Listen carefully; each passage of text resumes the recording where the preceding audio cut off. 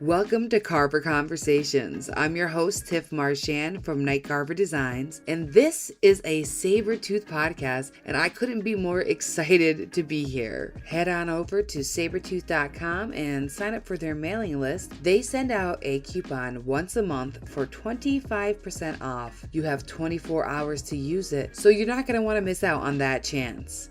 You can use our show code to save 10% off. The code is EM2CO. Head on over, sign up for the mailing list, and if you want to buy them now, EM2CO at checkout. Make sure to have that all in caps, and on to the show.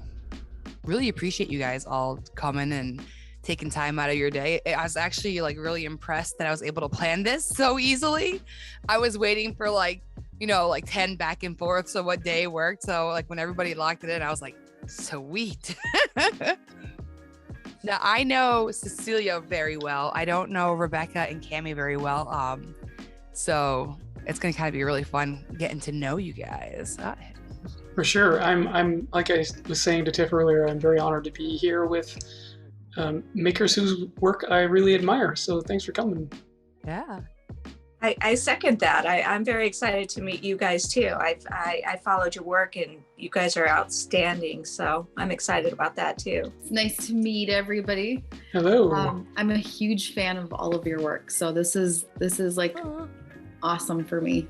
There's so many different talents in this this group right now, just different styles. I was going through everybody's pages and Cecilia has a really big into movement, Cammie, everything's kind of cylinders and stuff.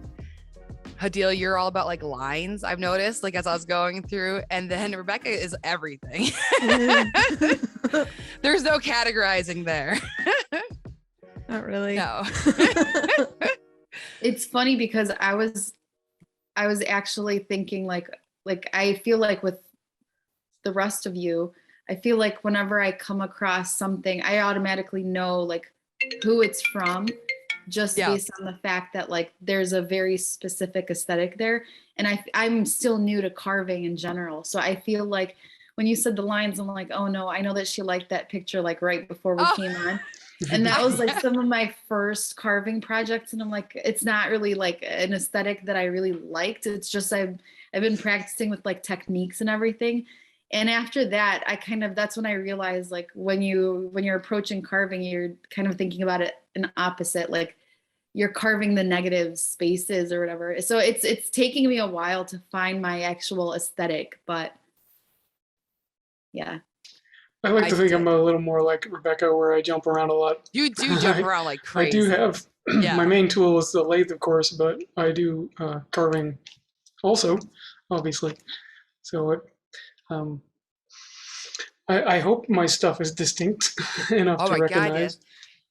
God, it's good that when other people, when other freebooters share my stuff, usually there's someone out there that recognizes my work and tags me and says, "Hey, look over here." Oh, definitely. I know that you influenced me in my work. Definitely. As you influence my work too, Cecilia. I've done a few things that were inspired by what I've seen on your feed and the type of stuff that you do, of course. And Rebecca also, the teapots I felt were especially striking. I would like to try something like that myself. Thank you. I've been having a lot of fun with those. In fact, I've got about 9 blanks sitting on the floor behind me that are ready to go. Nice. If I ever have time again. Cecilia, are you successful enough to make a living from your artwork right now? No. Okay. And that's it's because it's really tough. Yeah, I mean it's I'm new to it. I'm new to putting myself out there. I'm going to do a show here pretty soon, my first show. So awesome. We'll see. It's more of a Mod Podge of stuff. So it's not just an art show. So I'm hoping that I can at least get contacts. I just moved to San Diego, or back to San Diego, about 3 years ago.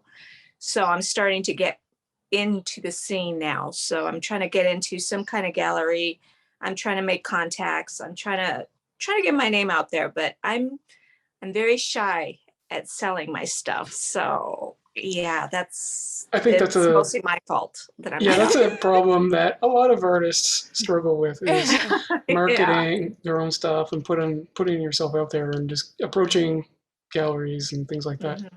Oh yeah, completely. I mean, you'd rather just be in your shop working. You don't want to have to handle the business end of everything. And then exactly socializing is just it's awkward.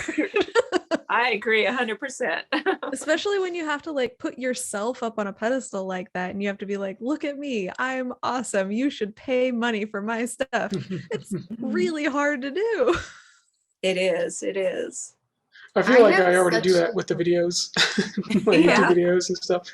I have had success with re-editing my videos for Instagram, of course. But yeah, just I feel like I had this discussion with my brother yesterday because I met him while I was on the road. He was traveling for work, so our paths crossed. So we just kind of hung out. And we were talking about introvert versus extrovert, and he's very much an introvert. I have no problem making a fool of myself in front of a camera. I noticed that while scrolling your Instagram, like some of your early photos is like you with just like a bunch of turning like shavings all over your head and stuff. Right. I was like, he's not afraid to just like let it out. I need to do that more often. I mean, just let loose.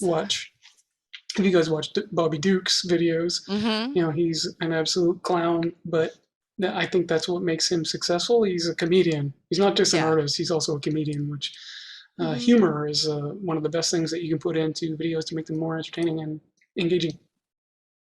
He does a good job at that too. And he has great timing. Like just things are just very spaced out. Like, I don't know if you guys have ever watched any of his videos, but they're pretty funny. I don't know why his little fast footsteps make me laugh too. He's always inserting.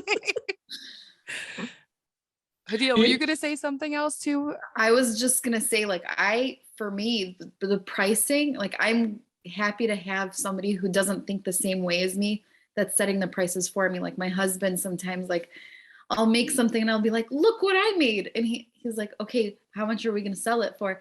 And I'm like, $20. And he's like, you put 6 hours of work into that. What do you mean $20? And I think back to the time where, like, we literally had zero income. I was a nursing student. My husband is still a student. So I think about the times that, like, we couldn't afford to buy things. And so I'm like, I want people to have access to nice things too. And he's like, that's great, but you have to also learn how to value your time. Like, this isn't, you're not just, and so for me, that's been a difficult part of all of this, but thankfully, like, sometimes I'll tell my husband, okay, I think this should go for that. He's like, oh, okay, noted. And he'll like go and like double the price. So you don't know what you're talking about. But yeah, I mean, to me, when I go out to the garage, I'm not really thinking about profit. And like, I feel blessed to kind of be in a flexible job where, I'm not constantly thinking like, this is something it's more of like an outlet for me from my stressful job. And so to me, it's like anything that we make is extra, but my husband's also trying to always remind me, but you need to also value your time. Like, it's not just how much did this piece of wood cost? So, okay, now we're breaking even. Like, no, how much is your time worth? And I have a job, like I have another job, I have small kids, and he's like, this is all time that you're taking to work on this, which even if it is beneficial to you mentally and emotionally, it's still time that you're taking, and you need to learn how to value that time that you're putting into it. I'm like, all right, fine, you price it. Go ahead. Well, the easiest thing to do for that is simply track how many hours you work, put an hourly wage on your own work. And that's an easy way to get a good guess at a price for something. You also have to factor in the cost of the materials that you use to make it, as well as expendable things like sandpaper and things that get used up. And assets like, for example, the lathe that I own, it's several $1,000s. You have to factor things like that into the price that you charge for things. Definitely. And like you said, it's like all these little things like sandpaper, glue, and things like that add up more than we even realize, especially like sanding carved items. I can't believe sometimes how much like sanding it requires. But yeah, definitely. And that's another thing that I'm trying to, because I would like this to be the bigger source of my income than my nursing job, because that's a little bit stressful, but that's providing our benefits right now. And anything more, I'm trying to like reinvest into this business to kind of grow, even in terms of skills like classes and whatnot, would be, yeah. Well, I don't know if Cecilia remembers this Instagram conversation that we had about that very thing, and we were talking about sanding and how long it takes to sand. I was doing something that was kind of similar to something that Cecilia had done, sort of inspired by her work, and I had messaged her and said, Cecilia, how do you sand these things? Because it's taking me a terribly long time. And she's like, well, you just got to do it manually. I'm like, yeah, okay. Yeah, it's unfortunate, but that's the most of my time is sanding. I can carve 10 projects at once in one day, but it'll take me a week to sand them because, my God, those things, why do I come up with this intricate stuff to sand? I'm telling myself all the time. Like it could be so much simpler. I noticed that you had a beautiful stack of carved pieces that weren't sanded yet, but like they're stacking up. And I'm like, she is just piling up a nightmare for herself right now. But you know what? Hopefully you'll be zen and you can just like a good playlist and just get through it. Yeah, just get through it. So the kids are almost out of school, so I can ignore them even more and get to it. So. Well, things made out of wood don't necessarily have to be sanded. There's lots of chainsaw carvers out there that never use a piece of sandpaper, and they make beautiful things. It's just a style that you choose. Yeah. Mm-hmm. Yeah. Well, Rebecca has, smooth stuff. I don't know how you do that. Meticulous. Flawless. Lots of sanding. Although I do have a lot of opportunities during my job where I can just walk around and like hover over my students' shoulders and like sand on their shoulder for a little while. Like they're just looking up like, what on earth are you doing? That is fantastic. Don't worry about it. Just don't worry about it. And I've been traveling quite a bit lately, going up to Kentucky quite a few times this year. And I found while I was waiting on one of my long layovers that I had a couple mushroom stems that were just chilling in my backpack. And of course, I also have some sandpaper in my backpack too. So I'm just sitting in the airport, like watching King of the Hill, like sanding away. Like nobody thinks this is weird, right? But like you do what you have to do, and if it's just sitting there and I've got the time to do it, I'm always trying to find time to sand. And that's another good thing about like the environments that I place myself in, like the school. So like my classroom has ceramics, jewelry, sculpture, everything that is mess. And adding a little bit of sawdust to that, nobody's going to be bothered. And then when I'm at the tattoo shop, I can just like sit out on the front or back porch and sand while I'm waiting for clients. So it works out. Wow. I like that you fit your art into your life though. Like you make it happen, like that's how passionate you are. Is like, I will travel with supplies and be ready at a moment's notice. Like I've got 10 minutes, let's go.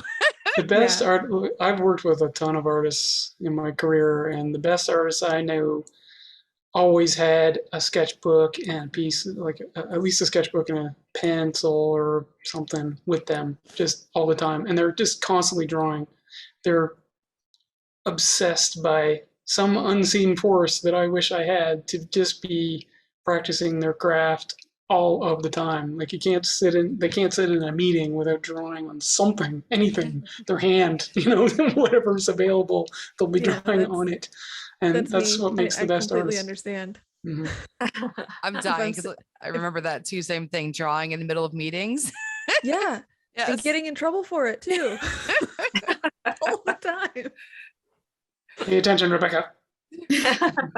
Do you give your students a hard time for not paying attention in class if they're drawing or something? If they're sketching in like the margins of their notebook, like I don't mind, because I know that when I was in school, that's what helped me pay attention. Mm-hmm. So like I get that, and I'm surprised that like administrators in a school don't understand that.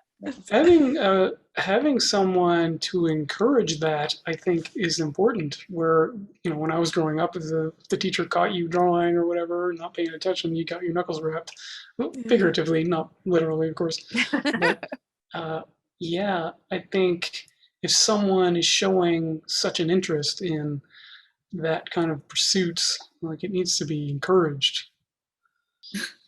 I mean, I think that's a great thing to even remember, like me as a parent, because I think about the fact that like I always felt like, I mean, I just kind of happened to fall into nursing because we were super broke and I needed a job like right away. And that was the closest thing after getting a bachelor's that was basically useless in biochemistry that I couldn't do much with. And that was like the fastest path to a steady paycheck at the time. But like, I think about the fact that my brother, for example, is so creative and he went to film school and now works in corporate America. But it was such a fight with my family for their only son to be going to film school, not med school or dentistry school. And I'm like, we place so much value on these things, like because of how we view success to be like having this big income or whatever it is, a status of being called doctor or whatever it is. Like we put so much emphasis on that sometimes I feel like we stifle our kids' creativity and like their potential to be creative, like pursuing a career in arts or, you know, just, I think about that now as I look at my kids and I kind of try to like emphasize when they're being creative, like that it's as great as getting a good grade in school, like a first spelling or something. I had a exact example, like a good example of what exactly you're talking about. I went back to school back in, well, I had a 20-year career in the animation business. And Cool. long story short, my wife got a job here in South Carolina, and I basically went and got an art degree after I had a 20-year career in art. So during one of my classes, I had another student in that class who was, she was an Asian student, and her parents basically forced her to be in the business school because even though she really loved art and wanted to be an artist, and she was a wonderful artist, let me tell you, she was the best artist in the class. You know, I could see that, but she was pressured into being a business student instead of being an art student because her parents were like, no, you're not being an artist. You're going to be go where the money is. Because like you said, there's a you know, it's a status, and you know, some people measure their success in their bank account, which I think is wrong. Definitely. I mean, I think about how much, like I was saying, my brother is probably the prime example of that because he's literally the most creative person I know. He was actually, he was a rapper for a while, and it's not like your typical rap, but like his lyrics are honestly some of the most powerful lyrics that I've ever heard. And it's just like, he has this knack for poetry and like writing. And I'm just like, if my parents had just not put so much emphasis on, oh, our only son is going to be in film school, I just think about like how much happier he would be now instead of working in corporate America, you know. But It does dry you out, I tell you that. Yeah. I've been in it for 16 years right now. I do want to know for everybody, like kind of like your story of how you found power carving, like how you decided to implement that into your artwork. So I'd love to know like what you were doing right before you found it and like what led you into it, if you could. Rebecca looks like she's freaking out for this question. So if you want to go last, you can go last or go first. I don't care. You're already talking. Go. Okay. Rebecca, so I have my piece that I was making right before I started power carving. I've since accidentally dropped it and broke it into a bunch of pieces, but I have the main part that was so difficult to do that really made me like drop all that money to get a Fordham and to get like some good power carving burrs. And I was like, this is really frustrating without having the tools to do the job. So I can show you. Yeah. Is the video portion recorded and is going to play, or am I just showing you guys? No, it'll be on video on Spotify and YouTube as well. Okay, so this is the body of the piece. And this area all had to be carved, but I didn't have a carver. So you want to take a guess at how that was done? You gnawed it off with your teeth. Yes. These used to be bigger. I'm gonna say partial bandsaw, maybe a little bit. No, it started with a coping saw and then a 80 grit sandpaper wrapped around a dowel. Wow. That's a lot of work. And so, I get a lot of those comments that's like, well, I could do all that cool stuff if I had all your fancy tools. And I'm like, no, hold up. This is what I was doing before I had all those fancy tools, and still like the same stuff. Yeah. Still so much work. Like, it can be done. It's just, oh my God, it was awful. So that's how I got into it. I was already in Texas at the time when I was really getting into like the very like heavily carved pieces, and it was hot and it was muggy and I didn't have air conditioning in my shop, and I'm just sanding away outside in the garage, and I was just like, this is kind of miserable. Like, it would be much better if this was faster. So yeah, I went over to our local store, and I had my eye on one of those power carvers, and I'm like, I need this. And then I started with not the best burrs, like the ones that you can get in the store, and I'm like, these aren't that great either. Like, they just kept clogging. And then a friend of mine reached out and they're like, hey, you should try Saburrtooth. I'm like, that sounds great. That sounds really wonderful. And I got a couple of sample packs, and I'm like, I don't think I'll ever go back after this. And I haven't. And I've got a whole like Saburrtooth tree now, and I take it to some of the local events, and everybody's like, oh my God, it's the tree. I'm like, yeah. So yeah, it's mostly just frustration that got me into power carving. Frustration and impatience, and not having enough time to waste on just that amount of work. Like, I want things to go fast. I want things to go fast so I can move on, because my attention span on my pieces, they don't last that long. Like, I can stick with a piece for a little while and then I'm gone. I'm like squirrel off to the next thing. And I might come back to it after a while. Like, this piece that I broke, like, I'm coming back to this. I'm going to rework it, and I'm going to change it and modify it and probably dye it black, because that's what I've been doing to everything lately.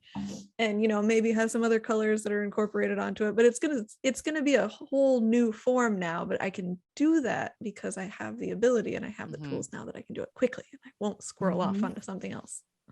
Yeah, it's the gratification's the best. Yeah, it's wonderful. Yeah. Who wants to go next? I'll go next. Yeah, I'm with you, Rebecca. I mean, I started off with the Harbor Freight disc. I think I saw Sarah from Ugly Duckling, that's her handle, and she demonstrated how to do it with the Harbor Freight disc. I think it was like $10. It was a horrible disc that I know now, but at the time it was perfect. I was like, wow, I can't believe I'm using this disc and it's taking all this material off. So I went for it, and again, like Rebecca, I went over to Saburrtooth and I said, hey, I'm really digging this power carving. What do you guys have? And they showed me the disc, and so I got that and haven't looked back. I use the 4-inch disc all the time on most of all my projects, and yeah, I love it. I can't. There's no way I could do anything else. I don't think. I tried doing woodworking, building things. I'm just a carver. I love it. It's addicting. It is very, very. And the possibilities are endless. That's what's so enjoyable about it to me. It's like I can think of some bizarre idea, which most of them are.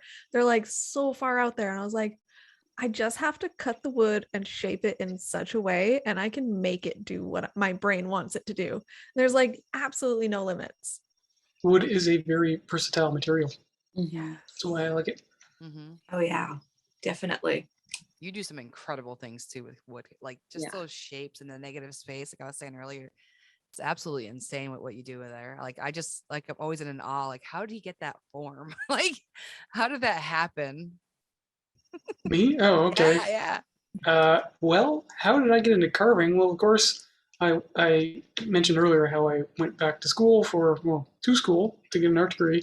While I was there, that's kind of when I discovered I really enjoyed woodworking, and especially the lathe.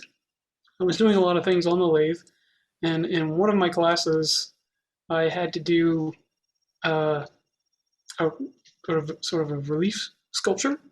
So I just decided to carve it, and I just used an angle grinder with one of the grinding discs. I don't think it was even wood specific. I think it was just a regular grinding Whatever disc came from in the pack. metal.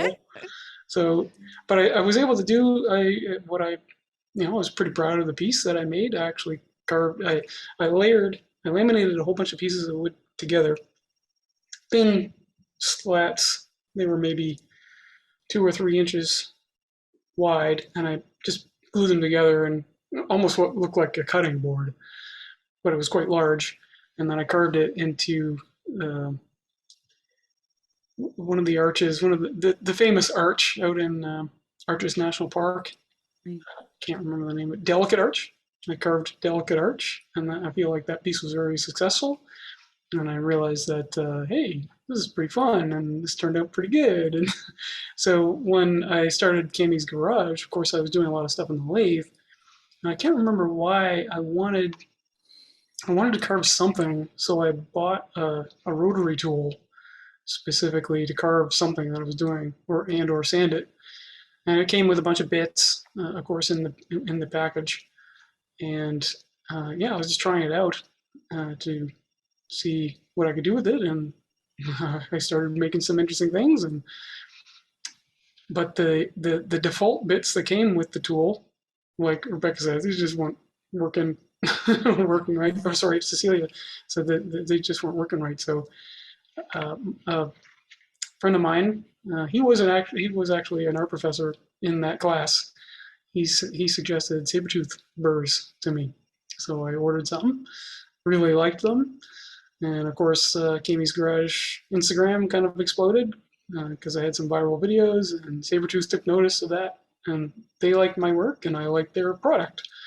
So I reached out to them for a partnership, and they've been so cool and fun and great to work with. They respond immediately to any inquiries or anything that I need feedback on for example, like the videos that I did for them. Mm-hmm. Yeah, I can't recommend Saburrtooth highly enough. I really they're amazing. Really enjoy them as a company, and the people that work there. Yeah, I agree. Definitely. Yeah. Of course, once I had the rotary tool, I started using the angle grinder, and then I later bought a die grinder, and I ordered tools for those. And yeah, the 4-inch grinding disc on the angle grinder is like, it just makes such short work of things. It's my favorite. Yeah, start really quick and then move slowly down to the smaller tools to do more detail. Mm-hmm. And I wouldn't use anything else now, really. And then Hadeel, I know you were part of the contest, but you also got a few burrs early on. A little, not early on, but yeah. So like I said, I'm pretty new to power carving. I would say, I think I started really, I just started using Saburrtooth burrs maybe about a year ago. Mm-hmm. So I actually saw Sadie from the Awesome Orange hosted the We Make Sawdust Challenge. That was the first one she ever did. And I reached out to the winner, Keith, and I was like, so what are those little tool things that you're using? Because I'm like, I had a Dremel tool already, but like you said, the ones that come with the actual Dremel tool, the rotary tool, were not the best burrs or whatever. You could tell there's a huge difference in quality when you actually use something like a Saburrtooth burr. And I was able to kind of figure out the certain ways to carve, but I always felt like the things that I had in my brain and the things that I was making weren't connecting. And I mean, part of it is, like I said, I am a beginner, so there's a lot of skills and techniques that I'm still just exploring, but also the fact that I wasn't really working with proper tools. So I just on a whim was like, let me try to see if I could sign up to possibly be part of the We Make Sawdust Challenge, the second one that she hosted. And the challenge was to carve something you could sit on. And up until this point, I was making little propagation stations that he, you know, had all those lines and things like that everybody was like, oh, that reminds me of The Fifth Element, which I guess is a movie I've never heard of. Like, it is a movie. I'm like, that's what I was going for. But I mean, even those, I'm not like looking back at them, they're not really something that I'm proud of. It's just everything that I had done up until that point was just a way for me to kind of explore this world of carving. So when I joined the challenges and was actually selected to participate, I'm like, great, I'm working like a bunch of days in a row and I have 2 weeks to carve something I could sit on. It's intense. Yeah. I got sick by the end of it because I was just like nonstop, not sleeping, like constantly either between my like hospital job or just coming back to carve, and then like you know, attending to my kids, totally sleep deprived, which probably isn't safe, but but it was such a challenging time, but it was probably the most cathartic experience, like to carve and to realize, like at that moment I kind of started to understand what it is that I wanted to achieve with carving. Like I'm a huge fan of just trying to take an element or something and kind of try to mimic a different element completely, which like Cecilia with that's another thing, is like when I would see Cecilia's work and I'm just like, I just see movement in that, like, you know, the waves and things like that. And that was a huge point of inspiration for me, is like, how do I achieve that kind of feeling of movement and stuff in my work? But that kind of like opened up a whole world. Like after by the way, I didn't win that challenge, but I do feel like I benefited greatly from that experience, because from there I started carving bowls, I started carving spoons, and like the first batch of bowls that I carved was just basic bowls, and now I'm starting to add like texture and design, like shapes to it and stuff. So granted, I'm still learning, but it's been such a therapeutic and cathartic experience, and I can't even put it to words enough. And I've been kind of struggling the past 2 weeks because I finished up that, like I carved a light fixture with alabaster and walnut, and the alabaster made such a huge mess. It was like a giant layer of light white powder covered my entire garage. And my husband's like, all right, we're going to need to, starting to get nice out, you're going to start carving outside for a while because we can't keep up with the sawdust. And so I just bought what's it called? What's the Rockwell? What is it called? Cecilia, the one you recommended. Oh, the jaw horse. The jaw horse, yeah. I just bought one so I could have something to actually carve outside. And I'm like, I've been waiting for it, like counting down the minutes for it to arrive, because I've been trying not to carve in the garage, and now I'm just like feeling the antsy, itch, like, right? The itch. the itch, and I'm just like, gosh, yeah. So yeah, cleaning up is the worst. And it would be fine if it was just like my workspace. I wouldn't care. I'd be like, whatever, I'll roll around in the sawdust. But my husband's like, no, we have actually like commissioned pieces that we're working on for people. Like we're currently making a dining table for some friends that we've been working on for quite a bit of time. Like, so yeah, we started kind of in a like making cutting boards, and I got really bored of it because there's only so much you could do with the cutting board. Yeah, it's like fun to like learn how to do a proper glue up and all that, but after a while it's such a saturated thing, and there's nothing wrong with that. It's an easy money maker, but it wasn't doing anything for me, like creatively. And that's exactly why I don't make cutting boards. I want to be able to make what I want to make. Exactly. You know, people, and I'm lucky to have had some really wonderful patrons, repeat patrons, that have requested my work. You know, they want to see me make something wonderful. I hope that I make wonderful things. But I am consider myself really lucky to have that type of patron that can value my, you know, what I do and have an original piece that I've created.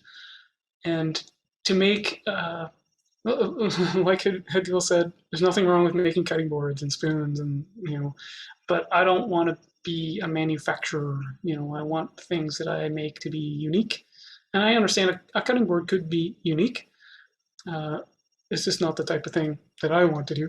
I want to make, things that are really engaging. And I hope they, inspire people. Hope they put a smile on people's faces. When I when I tell people to go make art, I say, go make something beautiful or ugly. It just depends on the type of emotional reaction that you want to get from your audience. And that's what I hope to achieve, is just invoke some kind of emotional reaction from the viewer. Yeah, I mean, I think everyone's kind of like that. Like, you want them to feel something when they look at it, and Oh yeah, like definitely. That's that's what it's all about, really. Yeah. I mean, you've got to put your signature on what you're creating. It doesn't matter what it is, but yeah, I'm it's funny you're saying cutting boards, because I'm doing a whole bunch of them now. But I'm putting my wave in them. I'm putting my signature on them so that they're unique and different from the other hundreds of cutting boards that are around.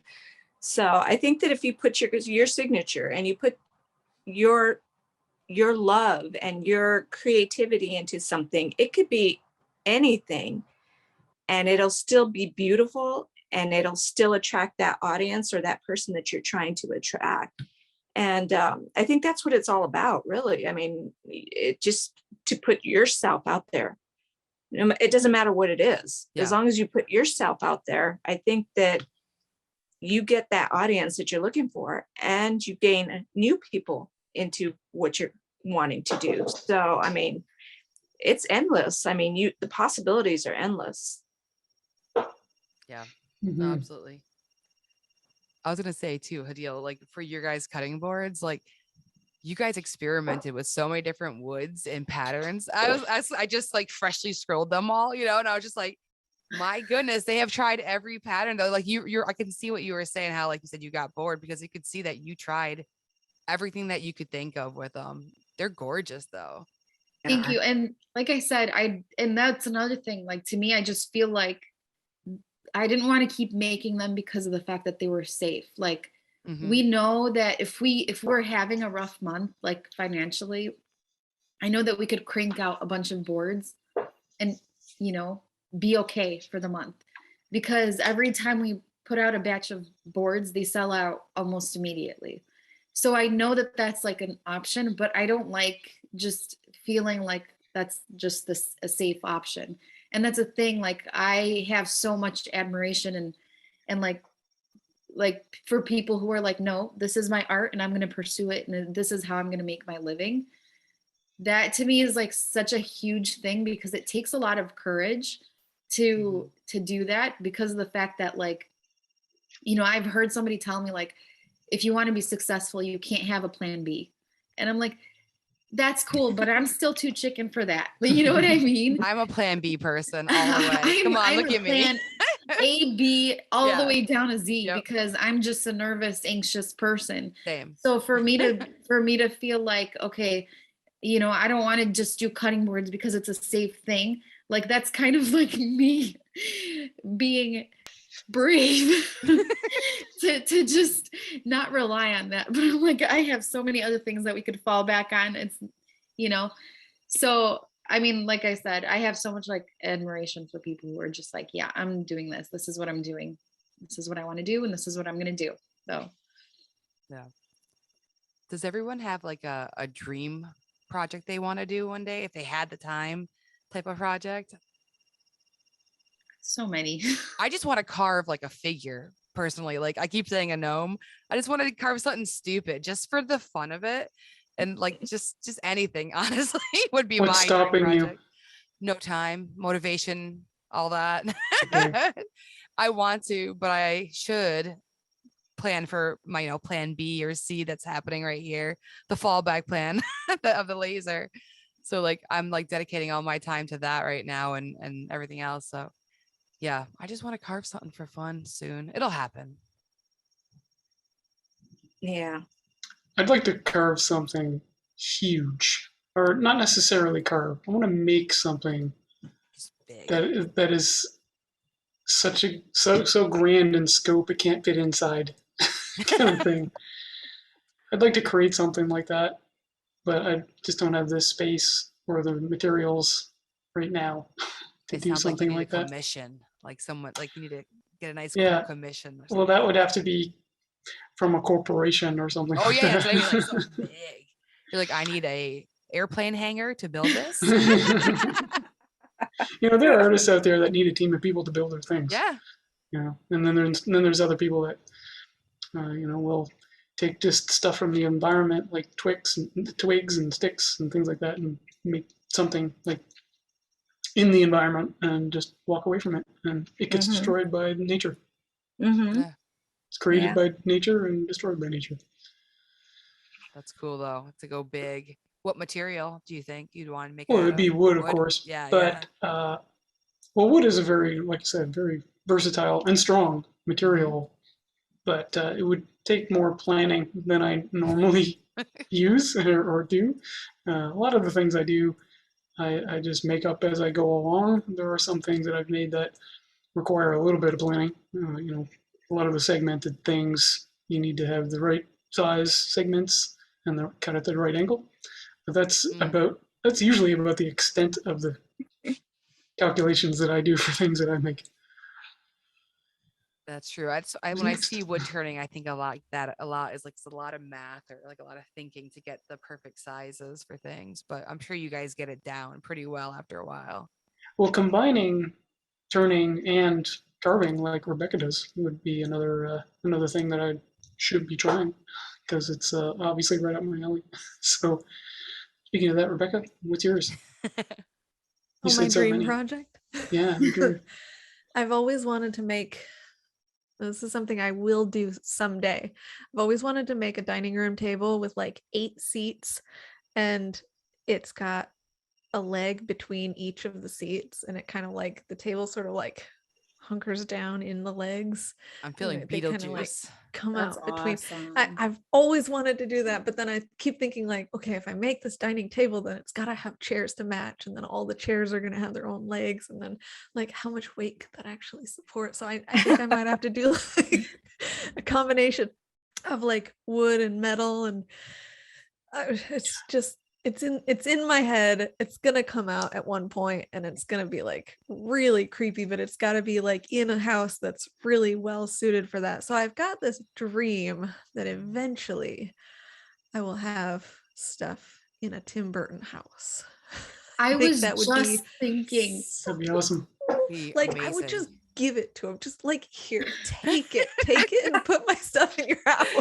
I just want it to be in a good home. That's hilarious. Like, I was actually just telling my husband, I was like I was showing him your page, and I'm like, I swear her work gives me like such Tim Burton vibes, like that German expressionism that's so strong in your work. And I think it's so cool. It's so beautiful. You do it so well. Thank you. Well, Hadeel, what's your dream project? Oh, I have so many, but I think more than just a project, I'm just trying to find my style. Like, I feel like that's been such a difficult thing, and that's why I keep jumping from project to project, and because I feel like I haven't really found my style. But I would like to eventually make some kind of like a chest or some kind of like a furniture piece that screams my style, whatever it is. So I'm holding off on like the really big project ideas until I kind of hone that in a little bit. That's great though. That's something very different than what you've done. So it's like a nice challenge. That's my problem, is that I have such a hard time with doing the same things over and over again. Like, I have so many blanks. Like when I carved a bunch of bowls, and we sold them, and they mostly sold almost immediately. And they were just like very basic bowls, just like whatever you'd see. And then I was excited about that. And so I bought a bunch more blanks, and now I have a bunch of blanks. I'm like, well, now I'm sick of bowls. So now I'm trying to think of like other things that I can do with bowls that don't look necessarily like bowls. What shape are they? Are they already in a bowl shape? No, they're just a block of wood. I either use like leftover 8/4 stock of, cutting board offcuts or whatever to make like trays, or I'll get like actual turning blanks, and just carve out the bowl shape. And then, yeah, I have Who a says lot it has to be a bowl? that's, I Carve, know, carve anything out of it. Make it. I know, but now I'm just like, yeah, and people are like, oh, when are you going to make more bowls? I'm like, Well, sometime soon. like, God. And somebody like actually sent me a giant blank because they wanted a salad bowl. And I kept saying, yeah, I'll get to it. She was like, no, you're gonna do it. So she sent it to me so that I could actually do it. And I'm like, all right, I guess I'll make another bowl.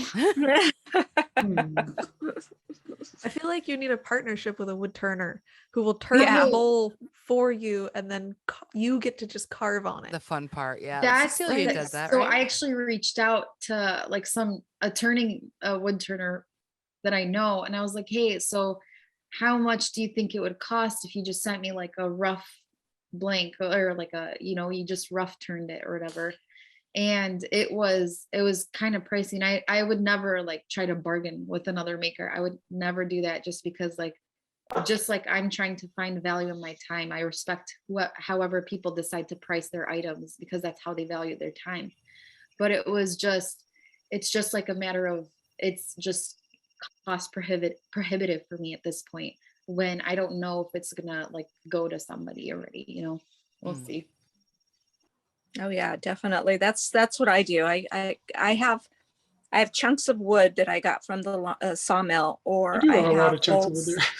Yeah, and I have bowls that have already been turned, and I use those as well. So I use a combo of both of them, and they work perfect. I mean, the chunk of wood, I'm more creative because I can carve it the way I want it to be. Mm-hmm. If it's a bowl, I can carve it inside and out with my style. If it's already cored, I'm pretty limited, so I'm not able to do what I want to do.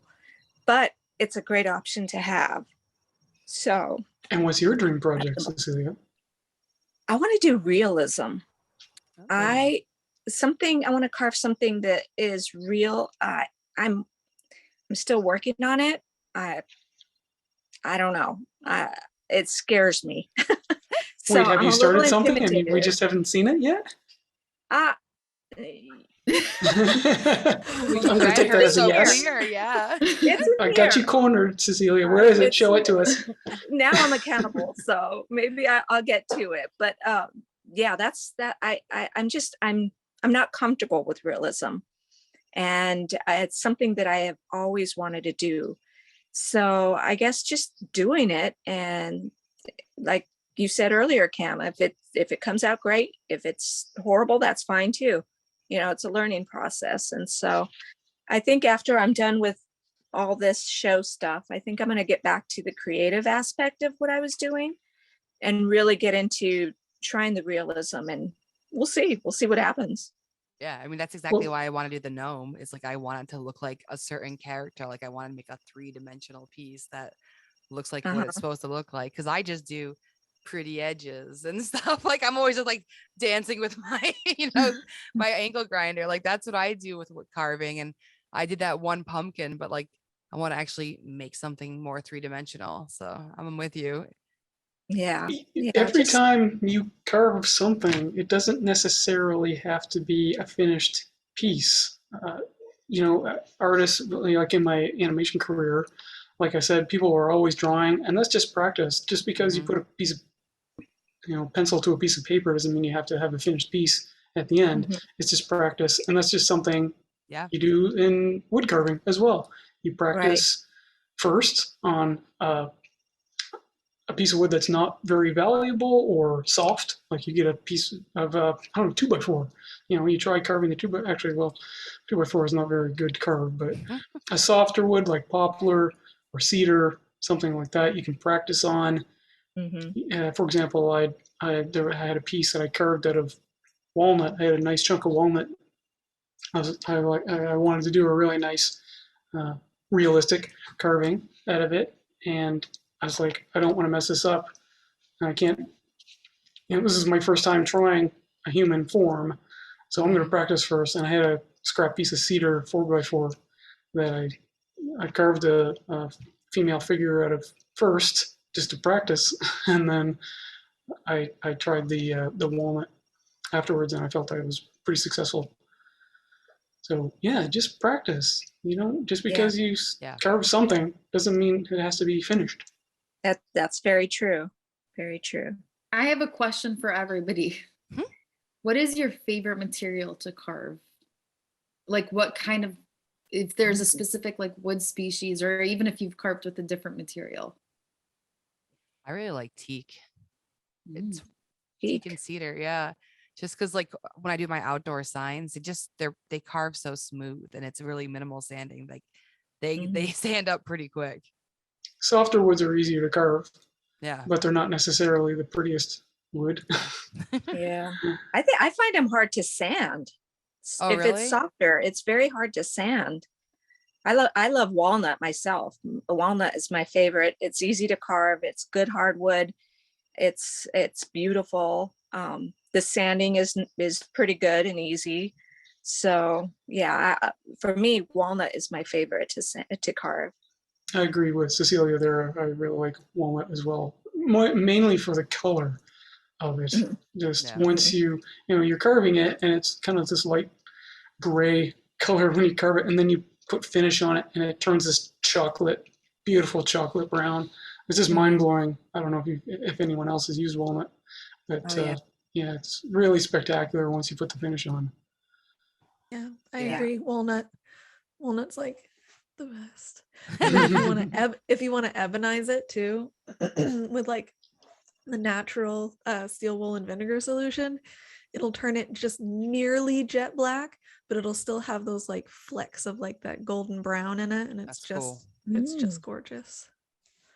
Well, something I'd like to mention about the walnut is that it is a local species. I'm concerned about environmental issues, and I like to use local, like I always shop local if I can, buy things that are made locally or harvested locally. So that's why I use walnut and maple and oak in most of my work. I did have some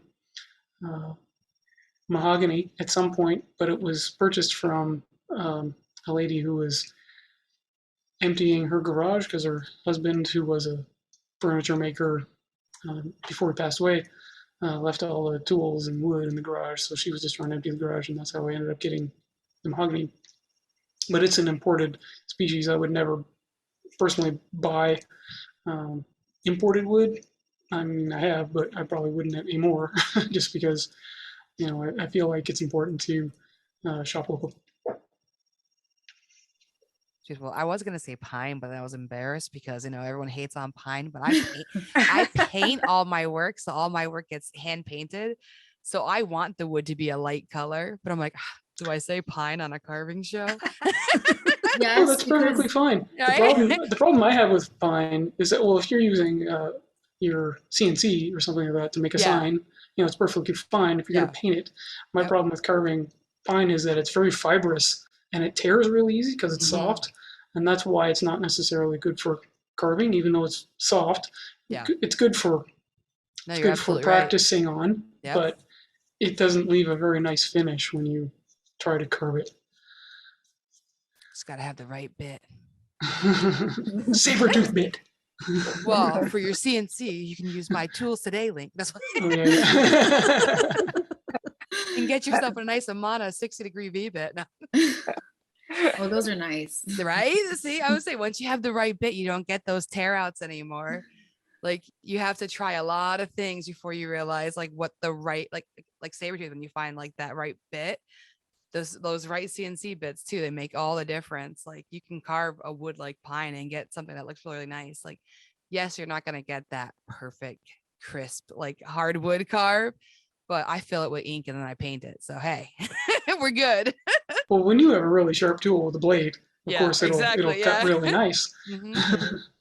Yeah. Yeah, I do use a pine. I've used it for my art, my wall art. I'll use a pine for that, and I'll carve it, and then I'll dye it and burn it, whatever. But it's just really hard to sand. That's the only thing I don't like about pine is that it's just really hard to sand. But other than that, it takes dye really well. So yeah, I like pine too. It gets a bad rap. So It does. I do look but if forward I to have using walnut hardwood in one front of me, day. I'm gonna get Yeah. walnut instead. 100%. I get it. That's too funny. Well, I really appreciate everybody joining. I hope you guys had a good time, and we'd love to have you back on individual episodes, of course, too, down the line. But we really just wanted to have like just random fun hangouts where people get to enjoy having a night with people that normally wouldn't get an hour with, you know? So Oh, I Thanks, love definitely. thanks everybody. Thanks, Tiff, for inviting me out, and Yeah. it was wonderful to be here with all these makers whose work I very much admire. Same. Same here. It's the same. Yeah, thank you. Thank you. Have Thank a great you. night. Have a good All right, night. thank you. Bye, everybody. All right, I hope you enjoyed getting to know all those amazing carvers and makers. They are a lot of fun. Make sure you check their profiles out. I'll have them linked in the description. If you're enjoying the show, make sure you click subscribe so that way you are notified when the next episode drops. So we have some events that are getting really close. I know we've been talking about them. We have the Sawdust Fest at Miller's Rustic Sawmill, and that is in Missouri on June 18th. And then there's the AAW 36th Annual International Woodturning Symposium, and that's in Chattanooga, Tennessee from June 23rd to the 26th. And there's going to be the full line of Saburrtooth burrs available to purchase there, and it's going to be a good time. I was checking out the website, and Rebecca, who is on the episode, is scheduled there to be a demonstrator, so it's a great way to go see her too. So can't beat that. And then in the fall, Sadie from the Awesome Orange and myself will be at Makers Camp doing carvings and doing little competitions. So make sure you check that out and grab tickets if you're gonna want to join us for that. All right, well, you guys have a great day, and keep carving.